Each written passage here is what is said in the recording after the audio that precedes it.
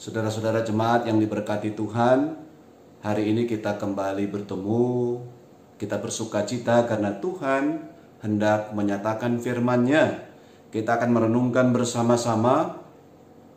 Firman Tuhan terambil dari Amsal pasalnya yang ke-20 ayat 4 dan 5. Sebelumnya mari kita menyanyi dari Kitab Bakti 52. Kitab Bakti 52 baitnya yang pertama. Hai dengarlah anakku. Hai dengarlah anakku, nasihat yang diberikan orang tuamu. Karena panjang umurmu serta sejahtera ditambahkan padamu. Janganlah kiranya kasih dan setia serta kebajikan meninggalkanmu. Tuliskanlah itu dalam hatimu, serta kalungkan itu pada lehermu. Hai dengarlah anakku, nasihat yang diberikan orang tuamu. Karena panjang umurmu serta sejahtera ditambahkan padamu. Mari kita berdoa. Tuhan, kami akan membaca merenungkan firman-Mu bersama. Untuk itu kami mohon, berkatilah kami, hamba-Mu, juga saudara-saudara yang mengikuti ibadah dan renungan ini. Sehingga kami mendapatkan sukacita surgawi dan kami hidup dalam sukacita itu. Berfirmanlah kepada kami Tuhan, kami anak-anak-Mu sedia mendengarnya. Amin. Saya membacakan bagi kita Amsal 20 ayat 4 dan 5. Pada musim dingin si pemalas tidak membajak.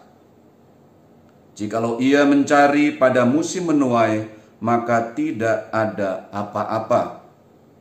Rancangan di dalam hati manusia itu seperti air yang dalam, tetapi orang yang pandai tahu menimbanya. Demikianlah firman Tuhan. Saat pandemi COVID-19 ini, dampak ekonomi begitu besar. Ya, dampak ekonomi begitu besar dan bisa saja membuat orang malas. Karena kalau dia berusaha, belum tentu dia mendapatkan hasil yang dia harapkan. Karena itu dia akan menghadapi keadaan yang tidak sesuai dengan selera dia. Kasus PHK misalnya, bisa saja membuat orang semakin menderita. Dan dengan keadaan seperti itu, dia enggan mengevaluasi diri dan mencari jalan keluar. Artinya itu ada kondisi seperti itu. Tetapi apakah kita akan seperti itu atau kita melakukan hal sebaliknya? Ini merupakan mengubahkan kita ya, akan membawa kita kepada tahap yang berikutnya. Ini sangat bergantung sama kita. Dan sebagai anak Tuhan, kita mau belajar tentang kemalasan ini. Lalu apa yang harus kita lakukan agar kita dapat disebut sebagai orang yang bijak, yang bijaksana dalam membangun kehidupan, terutama di saat mengalami kesulitan. Saudara-saudaraku, ayatnya yang keempat dari pembacaan kita, saya ulang membacanya. Pada musim dingin si pemalas tidak membajak. Jikalau ia mencari pada musim menuai, maka tidak apa-apa. Malas itu seperti penyakit ya. Tentu saja yang terbaik adalah kita mengobatinya, bukan kita memeliharanya. Kita mengatasinya, bukannya membuat dia semakin mempengaruhi kita. Kita tidak berdaya. Nah, penyakit itu bisa saja terjadi karena lingkungan. Maksud saya begini, kalau dari kecil dia diajarkan tentang kemalasan itu tidak apa-apa. Misalnya dia bangun lambat, tidak apa-apa itu. Nah, tentu saja dia akan menghadapi kondisi di mana lambat itu tidak apa-apa, tidak masalah. Gitu. Nah, ini contoh sederhana, tetapi dia bertumbuh. Dan ketika dia bertumbuh, dia bisa mengatasi masalah. Tetapi bisa terjadi dia justru mengikuti rasa malasnya itu. Itu sebabnya saya katakan tadi itu seperti penyakit, ya. Dia bisa justru membuat kita nggak berdaya. Tetapi orang yang bijak tentu dia akan mengelolanya atau mengatasinya. Di Indonesia sebenarnya banyak kata-kata hikmat atau ajaran di masyarakat. Bagaimana kemalasan itu diatasi. Pada waktu saya melayani di Jawa Tengah, saya selalu menemukan orang itu bangun pagi-pagi sekali. Jadi mereka akan berusaha untuk tidur pada waktu yang tepat gitu ya, tidak terlalu malam, dan dia akan bangun pagi-pagi. Dia atur begitu rupa. Saya sempat bertanya, ini maksudnya apa? Lalu saya mendengar dari mereka bahwa pagi itu harus disongsong gitu ya. Jadi sangat bergantung bagaimana kita menyongsong pagi itu dalam kehidupan. Jadi kalau bangunnya lambat, ya berarti tidak menyongsongnya, hanya bermalas-malasan. Nah, ini kan ajaran yang sangat bagus ya. Ini baik untuk kemajuan bangsa. Tentu ada banyak lagi ajaran-ajaran di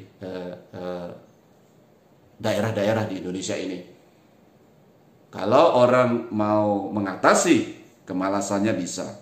Amsal ini mau membongkar kemalasan. Karena kemalasan yang ada di sini adalah kemalasan yang dengan alasan. Jadi dia menyalahkan. Jadi pihak lain yang disalahkan karena ini adalah musim dingin. Jadi karena musim dingin dia tidak mau gitu melakukannya. Seringkali orang-orang malas itu mencari alasan supaya dia tidak apa-apa gitu. Atau istilah lain adalah membenarkan diri. Padahal ketika musim dingin itu di bagian awal dia bisa bekerja gitu ya. Dia bisa mempersiapkan ladangnya. Lalu dia menanam sehingga nantinya akan menghasilkan makanan buat dia, menghasilkan panen bagi dia. Tetapi kalau kita hanya mencari begitu ya, maksud dari Amsal ini, mencari yang salah memang banyak sekali yang bisa disalahkan. Kita menyalahkan orang tua kita karena yang dulunya kenapa saya nggak ada diajarin begitu rupa semangat bekerja yang luar biasa. Akhirnya salah orang tua. Bisa juga salah pemerintah. Kenapa saya bekerja tidak menghasilkan? Jadi ada saja yang salah gitu ya. Nah, sekarang ini salahnya salah pandemi. Tapi untuk apa cara berpikir seperti ini dikembangkan? Inilah yang dibongkar oleh Amsal ini. Malah ada orang juga ujungnya bisa menyalahkan Tuhan. Kenapa Tuhan tidak membuka jalan? Ini dia. Jadi cara berpikir menyalahkan pihak lain adalah cara yang tidak dewasa. Dan ini yang harus diatasi. Karena itu kita melihat seperti di Jawa tadi, atau beberapa waktu yang lalu, kemarin saya melayani di Bojonggede. Karena ada duka dan kita melayaninya hanya saya tambah majelis jemaat plus keluarga saja. Karena kita mengikuti saran pemerintah untuk menghindarkan perkumpulan orang. Itu pun dengan jarak yang kita tentukan. Sehingga berjalan dengan baik. Nah, yang saya perhatikan adalah ketika saya melakukan perjalanan itu ada orang menjual pot tidak satu tempat gitu loh, ada beberapa tempat. Dan pot itu dipajang di depan tokonya. Saya tidak melihat sebelumnya. Nah, ini sebuah kemajuan. Ya, kalau kita telisik lebih jauh, rupa-rupanya di era pandemi ini orang mulai mau menanam di pot atau di polybag gitu ya. Lalu cabai bisa dihasilkan atau mungkin sayuran. Nah, ini cara yang bagus. Selain sehat, tetapi juga bisa mengelola keadaan dengan baik. Hal berikutnya adalah ini membuat anak dilatih untuk mengelola keuangan. Dengan begitu dia bisa kelak akan menghasilkan cara dalam mengatasi masalah-masalah yang kelak akan mereka hadapi. Inilah yang ditemukan. Kalau menyalahkan tentu tidak pas. Tetapi sekali lagi Amsal ini mau membongkar bahwa ada seperti itu. Apakah karena pandemi ini ada yang seperti itu? Karena kena PHK lalu kita hanya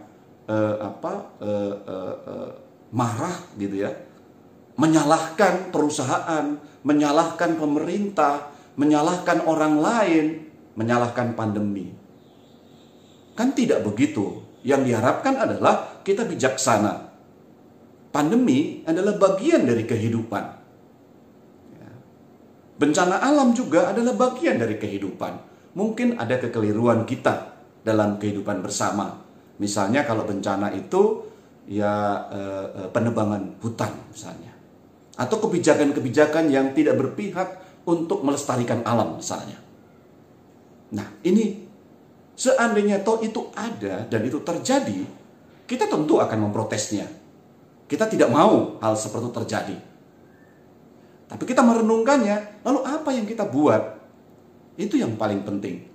Apakah kita hanya menyalahkan atau melakukan tindakan kreatif? Nah, tadi saya tentang orang Jawa ketika saya melayani tahun 94 di sana, dan kemarin ketika pot itu justru taruh di depan, itulah bentuk pemasaran ya. Tapi itu indikator bahwa orang membutuhkan banyak pot. Dan akhirnya pot itu ditaruh di depan. Lalu apa yang berikutnya yang bisa diperoleh? Yang diperoleh adalah orang menggunakan YouTube misalnya. Itu mungkin hanya lihat film dan sebagainya.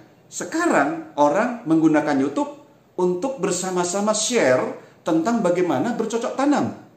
Bagaimana menanam cabai di polybag.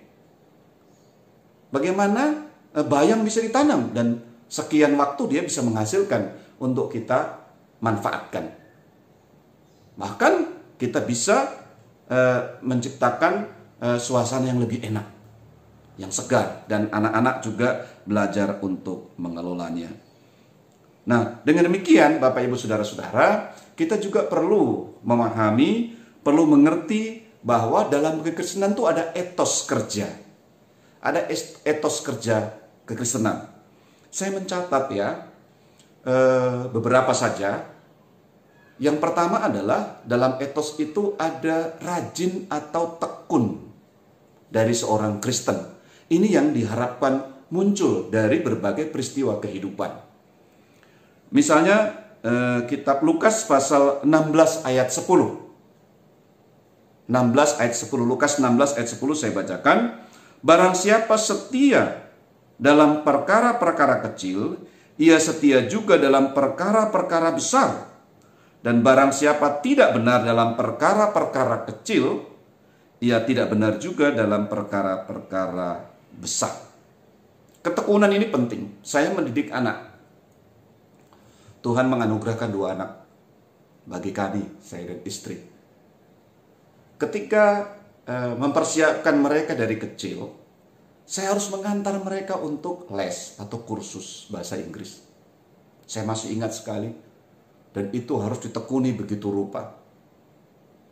Lalu dia akan bertumbuh, dia belajar terus. Dia tidak hanya karena les ya, tetapi saya mempersiapkan dia untuk mandiri, untuk bisa bercakap-cakap, bisa membuat presentasi dan sebagainya dalam bahasa Inggris dan seterusnya. Seperti itulah gitu ya. Dan tentu saja itu akan menghasilkan akan menghasilkan tahapan bagi sang anak untuk bertumbuh dan dia bisa melakukan sesuatu yang lebih baik dari orang tuanya, ya, dari kita. Karena generasi yang berikutnya haruslah lebih baik dari generasi sebelumnya. Itu prinsip kita. Nah, kita mempersiapkan generasi seperti itu. Atau saya mendidik mereka untuk mampu memperbaiki alat-alat rumah tangga, keran yang bocor dan sebagainya, ya. Lalu dia bercocok tanam juga bisa, untuk dia bisa mempunyai kebun atau apa ke depan. Nah, kita seperti itu, ya, mempersiapkan. Karena itu ini etos kerja yang perlu diperkenalkan dan perlu dijalani begitu rupa dalam kehidupan kita, agar anak-anak kita tekun, ya. Kalau dia gagal pada hari ini, besok diharapkan lebih baik, ya. Bahkan dia bisa menjadi ahli kalau perlu, ya, kalau kita persiapkan sesuai dengan talenta dia begitu rupa. Ini dia.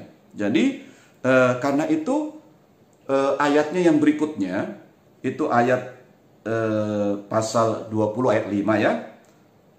Amsal, rancangan di dalam hati manusia itu seperti air yang dalam, tetapi orang yang pandai tahu menimbanya.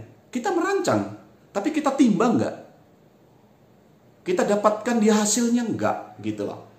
Kita bisa merancang sukses kehidupan, tetapi kita juga harus terlatih begitu rupa untuk menimba, menggunakannya dengan baik.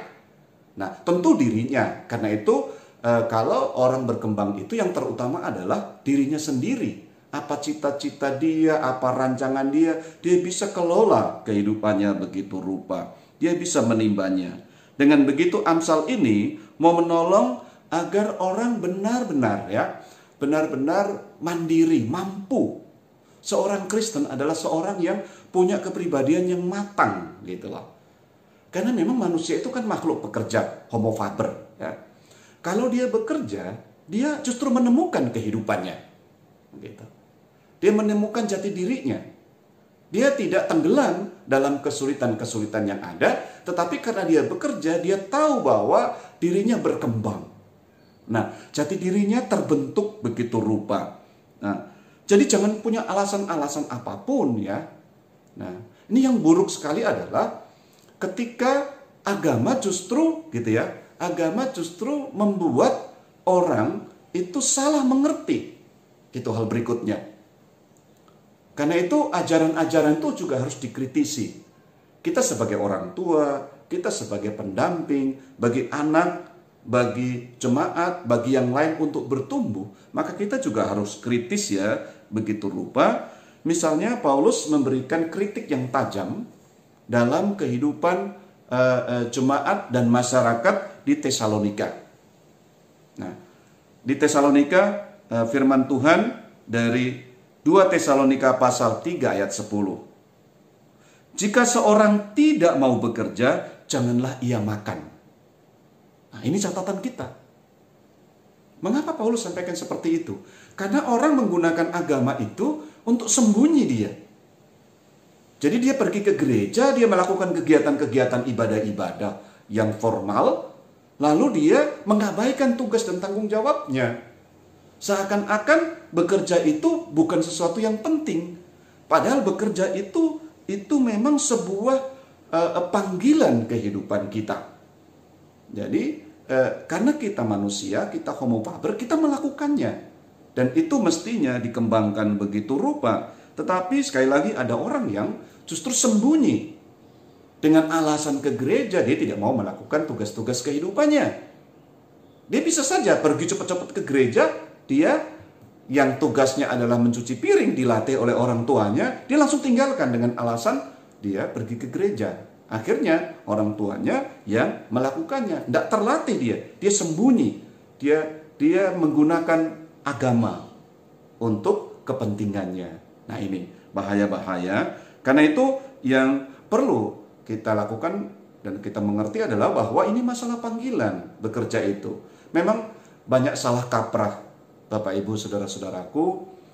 Salah kaprah itu adalah ketika dia gagal memahami bagaimana Adam itu ketika berdosa itu tanahnya terkutuk. Lalu dianggapnya, ya, karena dosanya terkutuk, jadi kerja itu adalah kutuk. Nah, ini cara memandang yang salah. Sebenarnya dalam logika tidak begitu gitu ya. Ini adalah realita.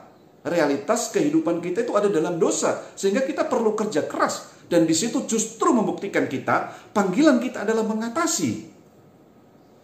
Tetapi sudah dibalik-balik ya. Jadi karena orang menggunakan ayat-ayat Alkitab, kepentingan-kepentingan agama, agama itu dijadikan sesuai dengan keinginannya atau kepentingannya. Akhirnya salah. Sama tadi dia masuk ke gereja, itu sebagai alasan dia tidak mau kerja. Gitu loh. Ini juga begitu. Karena Tuhan mengutuk. Padahal dosa itulah yang membuat kutukan ini terjadi, kehancuran ini terjadi. Tetapi kita dipanggil gitu loh. Kita dipanggil untuk mengatasi. Kita punya etos kerja. Kita sebagai orang percaya mestinya mengelola begitu rupa. Ya. Orang Israel, dia dipanggil karena itu dia harus melakukan tugasnya. Kita tahu bahwa gurun pasir bisa subur. Misalnya dengan cara pertanian sistem tetes, itu yang mereka temukan dan mereka kembangkan. Akhirnya airnya itu persis digunakan oleh tumbuhan itu. Nah, dengan begitu dia bisa ukur begitu rupa. Lalu dia bisa mengekspor kurma, dia mengekspor macam-macam. Nah, kita sebagai bangsa yang tanahnya subur gitu ya, karena gunung berapi yang memang masih banyak aktif, jadi gemah ripah roh jinawe, benar-benar kita subur sekali dan kita melempar singkong ya tumbuh, lalu kita bisa menghasilkannya. Nah, karena itu Bapak Ibu Saudara-saudara, biarlah renungan ini dapat menolong kita. Kita semakin kuat ya di dalam Tuhan itu, kita terpanggil begitu rupa untuk kita semakin semakin memperlihatkan bahwa kita ini sangat bijaksana, berhikmat, dan kita dapat memenuhi tugas dan panggilan kita. Karena kita orang percaya, kita dekat dengan Tuhan, kita dapat mengelola kehidupan ini dengan sebaik-baiknya. Kita tidak pernah pesimis, apapun yang terjadi, karena kita orang percaya, kita menjalankan tugas dan panggilan kita. Biarlah renungan ini ya, yang secara praktis ini dapat menolong kita, menyegarkan kita, dan tugas kita sebagai orang percaya adalah ayo kita renungkan dalam kehidupan kita masing-masing. Tentu berbeda-beda, dan saya tidak menggeneralisir permasalahan yang ada, tetapi beberapa renungan ya melalui firman Tuhan ini yang saya renungkan begitu rupa dapat menolong kita menjalani kehidupan dan terus berkarya. Ingatlah Matius itu menyampaikan kita itu memang layak berkembang. Ya, kita punya talenta 1 mesti jadi 2, 2 menjadi 4, 5 menjadi 10. Di situ letaknya kita. Bukankah itu sama dengan investasi berkembang? Karena itu kita selalu menjalankan tugas dan panggilan ini dengan sebaik-baiknya.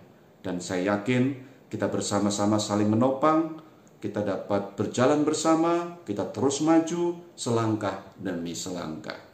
Kiranya sukacita surgawi mengalir dalam kehidupan kita. Terpuji namanya. Amin. Kita kembali memuji Tuhan dari Gita Bhakti 52, baitnya yang kedua. Percayalah pada Tuhanmu dan jangan kau bersandar pada pengertianmu sendiri, dan syairnya berikutnya. Hai, dengarlah anakku, nasihat yang diberikan orang tuamu. Karena panjang umurmu serta sejahtera ditambahkan padamu.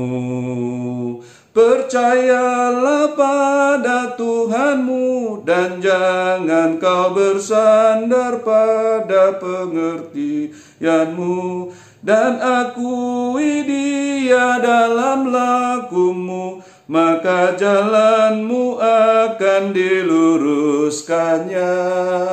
Hai, dengarlah anakku, nasihat yang diberikan orang tuamu. Karena panjang umurmu, serta sejahtera ditambahkan padamu. Mari kita berdoa. Tuhan, kami bersyukur kami mendapatkan pencerahan dari Tuhan melalui firman-Mu dan perenungannya. Ajarkan kepada kami senantiasa untuk optimis dalam hidup, mau bekerja tidak jatuh dalam kemalasan. Ada banyak faktor dalam kehidupan ini. Bisa saja kami yang memang hanya mencari kesenangan sendiri. Kami bermalas-malasan, bahkan kami menyalahkan yang lain. Atau kami menggunakan firman-Mu, persekutuan-persekutuan yang Engkau berikan untuk menjadi alasan kami tidak mau bekerja. Kami boleh merenungkan bersama-sama kebenaran firman-Mu ini. Dan kami mohon ya Allah, berikanlah kepada kami kuasa Roh Kudus-Mu bekerja untuk menolong kami dalam menghayati kehidupan kami masing-masing dengan pekerjaan yang Tuhan berikan, dengan usaha yang Tuhan anugerahkan bagi kami untuk dikembangkan.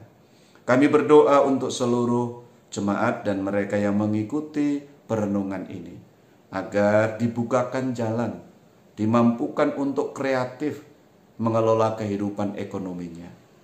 Kami berdoa, biarlah di masa pandemi corona ini, kami tidak semakin jauh dari Tuhan, menyalahkan pihak yang lain, dan akhirnya kami hanya menjadi orang yang tidak bijaksana. Ajarkan kepada kami pergumulan ekonomi terdampak corona ini dapat kami atasi. Kami lebih kreatif, kami dapat juga mengajarkan kepada anak-anak, mengajarkan kepada yang lain cara hidup yang sederhana, tetapi juga kami dapat hidup dengan baik dalam berkat-berkat Tuhan, karena kami juga membantu saudara-saudara kami dalam kesulitan mereka, sehingga mereka dapat bangkit dan memenuhi kebutuhannya. Kami bahagia dengan itu semua. Ya Tuhan, ajarkan kepada kami agar kami memahami bahwa kehidupan untuk bekerja itu adalah panggilan kami. Disitulah kami menemukan jati diri kami. Kami benar-benar adalah anak Tuhan yang bertanggung jawab atas kehidupan ini. Kami punya cita-cita, kami punya rancangan untuk sukses. Kami menimbanya, kami berlatih begitu rupa dan akhirnya dapat terwujud. Firman-Mu yang kami renungkan ini biarlah menjadi kekuatan tersendiri untuk kami, juga untuk kehidupan bersama. Kami berdoa untuk penanganan COVID-19 ini dilakukan oleh pemerintah, juga kesetiaan kami semua anak bangsa ini untuk menjaga kesehatan. Juga kami bersama-sama menciptakan suasana yang kondusif untuk kami bersedia mengikuti vaksinasi, sehingga pada waktunya tercipta kekebalan yang dibutuhkan, lalu kami bersama-sama membangun negeri yang kami cintai ini. Kami menyerahkan berbagai pergumulan hidup kami, kesulitan-kesulitan kami hanya ke dalam tangan kasih-Mu, dan firman-Mu meneguhkan kami untuk kreatif dan membangun. Terpuji Engkau kekal selama-lamanya. Kami menyerahkan seluruh keberadaan kami ke dalam tangan kasih-Mu, juga mohon pengampunan-Mu jika dalam kehidupan kami hidup berbeda dengan kebenaran firman-Mu yang baru saja kami renungkan. Ajar kepada kami untuk terus membangun ke depan. Tuntun kami untuk saling mendampingi. Terpuji Engkau kekal selama-lamanya. Ini kami dalam nama Tuhan Yesus kekasih jiwa kami berdoa kepadamu. Amin.